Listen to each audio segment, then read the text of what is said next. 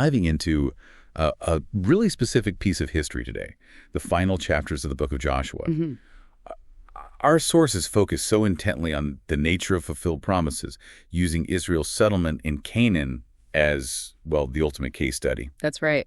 So our mission is to understand how these huge, monumental promises made across centuries actually come to fruition. Okay, let's unpack this. And we're really zeroing in on Joshua 21, specifically those final verses. Verse 45 is just this powerful, non-negotiable conclusion. It's so direct, isn't it? Incredibly. It says, not one word of all the good promises that the Lord had made to the house of Israel had failed. All came to pass. I mean, this wasn't a partial victory. The sources are clear. It was complete, documented fulfillment. Well, this wasn't just a feeling. It was concrete.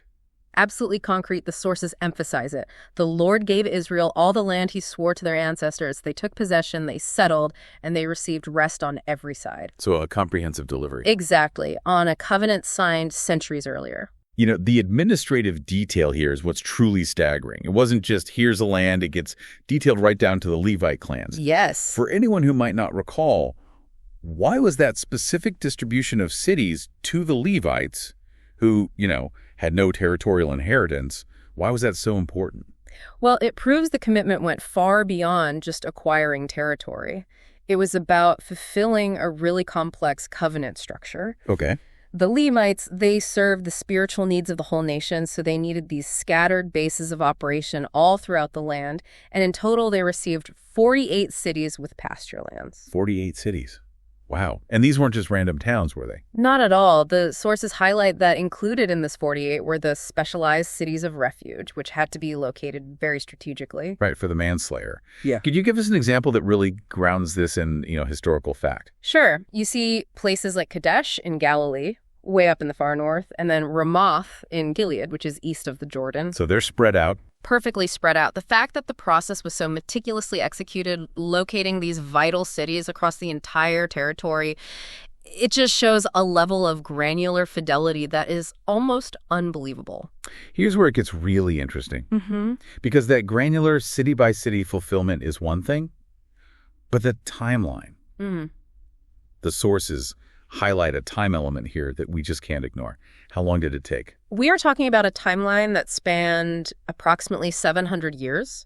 Wait, 700? 700 years, from the original promise to Abraham until this final comprehensive settlement under Joshua. That's 4 times the age of the United States. How can you even track a promise over that many generations? Abraham, Isaac, Jacob, Moses, they're all long gone by this point. And that is the core insight the sources offer us. That's the whole point. The promise was not dependent on the lifespan or the memory of any human. Right. It was bound solely to the one who made it. And God, you see, does not measure fulfillment by our concept of time. And this connects so directly to our contemporary waiting, doesn't it? Yeah. The sources bring this up immediately. They do. The promise of Jesus' return has been over 2,000 years in the making. But we trust it. Why? Because the historical anchor, the first coming, Christmas, that fulfilled the ancient promise from Eden. It proved that the time factor is, it's irrelevant to divine faithfulness.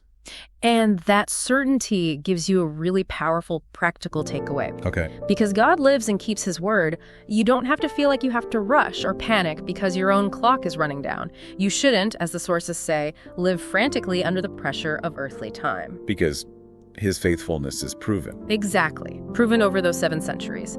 It ensures his perfect timing will bring all his promises to reality.